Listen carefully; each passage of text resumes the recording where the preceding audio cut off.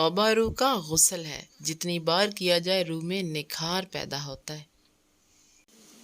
والدین کے فیصلے غلط نہیں ہوتے، لیکن والدین کے کچھ فیصلوں سے اولاد مسکرانا بھول جاتی ہے۔ کسی پر اتنی سختی نہ کر کہ وہ تجھ سے بیزار ہو جائیں، اور نہ اتنی نرمی کر کہ وہ تجھ پر سوار ہو جائیں۔ اعتدال پسندی اختیار کرو۔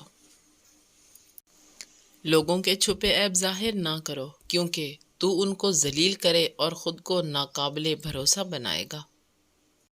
جو بزرگوں سے لڑتا ہے وہ خود اپنا خون گراتا ہے۔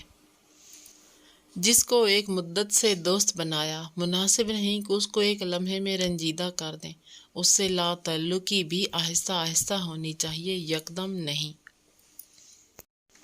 موتی اگر کیچڑ میں گر جائے تو بھی وہ موتی ہی ہے اور قیمتی ہی ہے، اور گرد اگر آسمان پر بھی چڑھ جائے تو بھی گرد ہی ہے اور بے قیمت ہے۔ جو آدمی اس سوچ کر بات نہیں کرتا وہ اس کے جواب پر بگڑتا ضرور ہے۔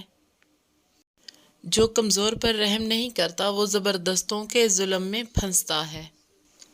3 چیزوں کی بقا نہیں: مال کو تجارت کے بغیر، علم کو بحث کے بغیر، اور مالک کو تدبیر کے بغیر۔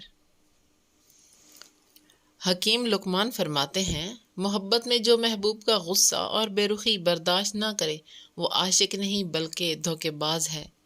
اس کے شر سے ضرور بچیں۔ جو گناہ گار دعا کے لیے اللہ تعالیٰ کے حضور میں دستے دعا بلند کرتا ہے وہ مغرور عبادت گزار سے بہت اچھا ہے۔